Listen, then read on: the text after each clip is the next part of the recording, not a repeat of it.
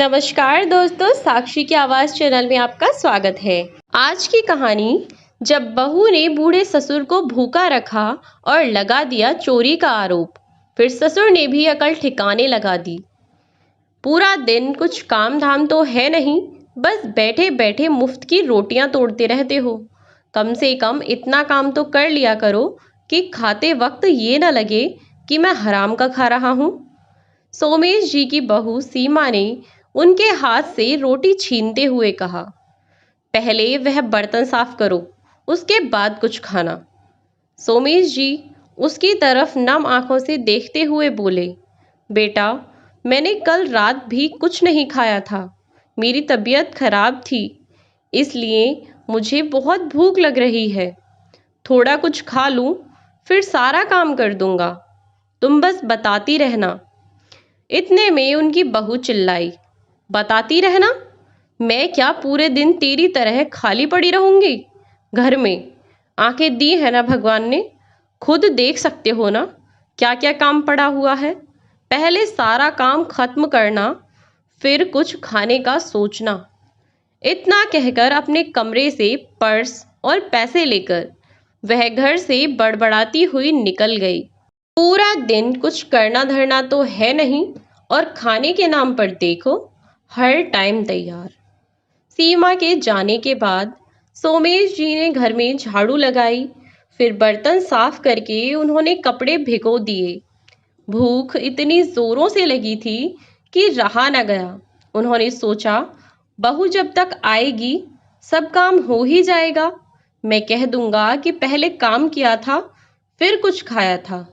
यह सोचकर वह कपड़े भिगोकर ही किचन में गए। देखा तो किचन में खाने को कुछ भी नहीं था। वहीं रोटी जो उसने हाथ से छीनी थी, वह भी कुत्ते के सामने डालकर चली गई। अब सोमेश जी को भूख भी तेज लग रही थी। उन्होंने किचन में ढूंढा तो उन्हें खाने को बिस्कुट रखे दिखे। एक दो बिस्कुट रखे थे पिन्नी में बंधे हुए। उन्होंने निकाल कर देखा तो वह पूरी तरह सीले हुए थे और कुछ बदबू भी आ रही थी, पर भूख के आगे कुछ दिखाई नहीं दिया। उन्होंने वे दोनों बिस्कुट खा लिए और पानी पीकर घर के काम करने लगे। घर के सारे काम निपटाकर वे बस कपड़ों को सुखाकर अंदर कमरे में जाकर बैठे ही थे कि उनकी बहू सीमा तमतमाती हुई आई और अपने ससुर जी पर बरस पड़ी। हराम का खाते खाते चोरी की भी आदत हो गई है। सोमेश जी कुछ समझ नहीं पाए। उन्होंने बहू से कहा, बहू, ये तुम क्या कह रही हो? चोरी और मैं? आहा, देखो तो जरा, मेरे पैसे चुराकर कितना सीधा बन रहा है। रुक बुड्ढे, आज तुझे बताती हूँ। जब तक तू मेरे पैसे नहीं देगा ना। सोमेश जी ने डरते हुए ही कहा, पर बहू, मैंने किया क्या है? कौन से पैसे? इतने में उनकी बहू झुंझलाई, वही पैसे जो तूने मेरे पर्स से निकाले हैं। पूरे 500 रुपए थे।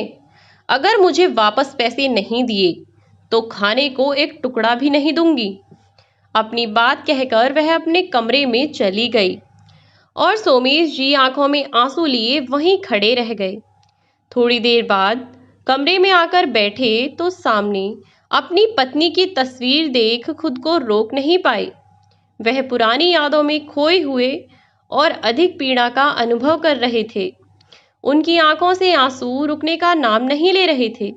यह तस्वीर उस तस्वीर को निहारते हुए बोले, सुमित्रा, तुम मुझे अकेला छोड़कर क्यों चली गईं? किसके सहारे जीऊं मैं? मेरे जीने की कोई वजह मुझे नजर नहीं आती। काश ईश्वर मुझे भी तुम्हारे पास बुला ले। इतना कहकर अपनी पत्नी की तस्वीर को सीने से लगाए रोते रोते ही सो गए। जब उनकी आंख खुली, अब तक शाम हो चुकी थी। सोमेश जी ने देखा, अभी तक बहू ने खाने को कुछ नहीं बनाया था और उन्हें खाना खाए 24 घंटे से ज्यादा बीत चुके थे। वह बाहर बरामदे में आए तो देखा कि बहू ने खाना बना लिया था। उन्होंने खाना मांगा तो उसने साफ साफ मना कर दिया। कहा, जब तक मेरे पैसे नहीं मिलते तुम्हें एक टुकड़ा नहीं दूंगी। उन्होंने कहा कि बहू, वह पैसे मैंने नहीं लिए, पर उसने एक न सुनी और वहां से चली गई। वह कभी कभी सोचते कि मैं ये सब अनमोल अपने बेटे को बता ही देता हूँ। फिर सोचते, अगर अनमोल को यह सब पता चला तो पता नहीं वह क्या करेगा। यही सोचकर रुक जाते कि मेरा क्या है, कुछ दिन का हूँ, क्या पता ईश्वर कब पास बुला ले। फिर मैं अपने बेटे के परिवार के टूटने का कारण कैसे बन सकता हूँ। रात होते ही बेटा आया, अपने पिता को देखकर बोला, पापा क्या हुआ है आपको? आपकी तबीयत तो ठीक है ना? आप इतने कमजोर लग रहे हैं और आपका चेहरा भी उतरा हुआ है एकदम। वह बोले, बेटा वो मैंने कल रात से। इतने में बहू आ गई और बोली, अरे आप आ गए? आप पापा जी की चिंता मत करिए, मैं हूं ना। बहू के कारण वह भी अपने बेटे से कुछ न कह सके। बोले, मैं ठीक हूं बेटा, तुम जाओ खाना खाकर आराम करो, मैं भी सोने जाता हूँ। बेटा कुछ सोचता इससे पहले ही वह बोली, आप मुंह हाथ धो के आओ, मैं खाना लगाती हूँ। अनमोल हाथ धोकर आया और जैसे ही खाना खाने बैठा उसने कहा, सुनो, पापा की तबीयत खराब है क्या? वह बोली, नहीं तो, शाम को ही तो पार्क से आए, बच्चों के साथ थोड़ी भागदौड़ कर ली होगी, इसलिए थक गए होंगे। अनमोल ने पूछा, पापा ने खाना खाया? वह गला खरांचते हुए बोली, हाँ, शाम को ही खाकर बाहर गए। अब वह खा पीकर आराम से सो गए। उधर सोमेश जी का भूख से बुरा हाल था। तभी याद आया कि उनकी पत्नी गरीब बच्चों की कहानी अनमोल को सुनाती थी, जिनके पास खाने को रोटी तक नहीं थी। तो वह बच्चे पेट पर कपड़ा बांधकर सो जाते, जिससे उन्हें भूख की तड़प नहीं होती। सोमेश जी ने अपना अंगोछा भिगोकर पेट से बांधा और देर रात तक करवटें बदलते बदलते सो गए। सुबह जागे तो उनसे उठा न गया। कमजोरी के कारण उन्हें बहुत चक्कर आ रहे थे। फिर भी वह किसी तरह हिम्मत जुटाकर उठे और झाड़ू बर्तन करने लगे। अनमोल आज किसी मीटिंग में जाना था, इसलिए जल्दी उठ गया। वह सोमेश जी को काम करते देख बोला, पापा आप ये सब क्यों कर रहे हैं? आप छोड़िए ये सब, सीमा है ना, वह सब कर लेगी। अनमोल के सामने वह कुछ कह नहीं सकती थी, तो वह बोली, हाँ बाबूजी, कोई बात नहीं, मैं कर लूंगी। सोमेश जी के पास आकर बोली, बहुत दिखावा कर रहा है, अभी तेरी अकल ठिकाने नहीं लगी, लगता है आज भी भूखा ही मरना है तुझे। इतने में अनमोल बोला, अच्छा सुनो, मेरे पर्स से 500 रुपये ले लेना, कल मुझे ज़रूरत थी इसलिए लिए थे। सोमेश जी ने भी सब सुन लिया और कहा, देखा बहू, मैंने कहा था ना, मैंने कोई पैसे नहीं लिए। वह अपनी गलती को पूरी तरह से नज़रअंदाज करते हुए बोली, हाँ हाँ ठीक है, बना रही हूँ अभी खाना, तब जितना ठूसना हो ठूस लेना। एक दिन में ही जैसे प्राण निकल गए। अपनी इस जिल्लत भरी जिंदगी को केवल अपने बेटे की खातिर जिए जा रहे थे, पर अब धीरे धीरे उनकी सहन शक्ति खत्म होती जा रही थी। बहू ने रोटी बनाई तो अनमोल ने कहा, आइए पापा, आप भी नाश्ता कर लीजिए। सीमा ने बड़े टेस्टी पराठे बनाए हैं। सोमेश जी की तरफ सीमा ने घूर कर देखा तो सोमेश जी के बढ़ते हुए कदम वहीं रुक गए। अनमोल ने कहा, पापा आप वहीं क्यों रुक गए, आइए ना। वह बोले, नहीं बेटा, तुम्हें तो ऑफिस जाना है, मेरा क्या है, घर पर ही तो रहता हूँ, बाद में खा लूंगा। अनमोल ने जिद की तो वह बैठ गए और नाश्ता करने लगे। अनमोल को देर हो रही थी, सो लंच पैक करवाकर वह निकल गया। इतने में सोमेश जी के सामने रखी प्लेट से पराठे उठाकर रात की बची हुई रोटी रखते हुए बोली, इन्हें खा लो, इतना नहीं है कि कचरे में डालें, इससे अच्छा है कि तुम ही खा लो। पराठे उठाकर वह चली गई और सोमेश जी की आंखों में आंसू और दिल पर बोझ लिए वह बैठे रहे। अब वह और सहन नहीं कर पा रहे थे। उन्होंने अपने आंसू पोंछते हुए वह रोटी उठाई और एक कागज में उन रोटियों को लपेटकर वह कमरे में गए। उधर सीमा को कोई होश ही नहीं था। वह मजे से अपनी पड़ोसन के साथ किटी पार्टी में चली गई। जब वह वापस आई तब तक सोमेश जी घर छोड़कर जा चुके थे। उन्होंने किसी को कुछ नहीं बताया, बस अपनी तस्वीर ली। अपनी पत्नी की तस्वीर लेकर वह घर से निकल गए और सीमा आते ही घर गंदा देखकर चिल्लाने लगी, कहाँ मर गया बुढ़े, घर का जरा सा काम बोल दो तुझसे वो भी नहीं किया जाता।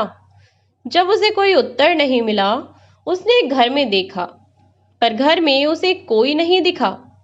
वह कहने लगी, इसकी इतनी हिम्मत हो गई कि ये बिना बताए ही चला। आज आने दो इसे, आज इसकी सारी हेकड़ी निकालती हूँ। अब धीरे धीरे शाम होने लगी थी और अनमोल के वापस घर आने का समय हो गया था, लेकिन अभी तक सोमेश जी का कुछ पता नहीं था। अब सीमा को डर लग रहा था। डर इस बात से था कि अगर अनमोल के आने से पहले सोमेश जी का पता नहीं चला तो अनमोल उससे पूछेगा कि उसके पिताजी कहाँ हैं, तो वह क्या जवाब देगी। और जब वह कहेगा कि उसके पिता कहाँ चले गए और क्यों चले गए, आखिर उन्हें यहाँ किस चीज की कमी थी, तब वह अनमोल को किस तरह जवाब देगी। अब अनमोल किसी भी समय घर आने ही वाला था, लेकिन सोमेश जी घर में थे ही नहीं और वह घर में आते ही सबसे पहले अपने पिता से मिलने उनके कमरे में जाएगा। सीमा को यह बात अच्छे से पता थी, जिसके कारण उसका मन और ज्यादा घबरा रहा था। और बिल्कुल वैसा ही हुआ जैसा सीमा सोच रही थी। अनमोल ऑफिस से आते ही अपने पिता से मिलना चाहता था। जब वह उस बरामदे में नहीं मिले तो वह उनके कमरे में गया, लेकिन सोमेश जी वहां भी नहीं थे। अब वह सीमा से पूछता है, सीमा, पापा कहाँ गए हैं? वैसे तो कहीं जाते नहीं हैं, पर आज कहाँ गए? सीमा थोड़ी देर चुप रही। अनमोल ने फिर से पूछा, सीमा, मैं कुछ पूछ रहा हूँ, पापा कहाँ हैं? सीमा डरते डरते बोली, मुझे नहीं पता कि पापा कहाँ हैं। अनमोल सीमा की तरफ घूरते हुए बोला, मुझे नहीं पता मतलब? मैं आज पड़ोस वाली रागिनी दीदी के साथ किटी पार्टी में गई थी। अनमोल गुस्से से तमतमाते हुए बोला, क्या कहा? तुम, और वो भी किटी पार्टी? सीमा, एक चीज अच्छे से समझ लो, अगर आज मेरे पापा को कुछ भी हुआ तो मैं तुम्हें छोड़ूंगा नहीं। आगे जो भी होगा उसकी जिम्मेदार तुम खुद होगी। इतना कहकर वह अपने पिता को ढूंढने के लिए निकल पड़ा।